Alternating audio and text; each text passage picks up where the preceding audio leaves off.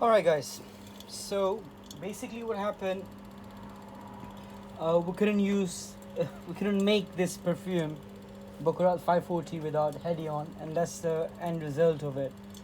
But what I've done, I've used the same quantities again to balance it out, and now I've used roughly 150-120 ml of Hedion.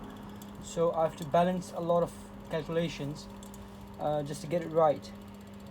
So right at the end, when I was getting to the bottleneck, I got this transparency there, but the only problem that I can see are these crystals, and these are from the sidral acetate, and this is the reason for that thing.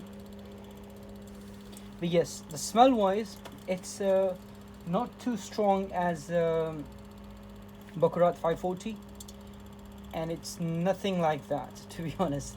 So it has its own smell. It's a very pleasant, and it has the kind of opening.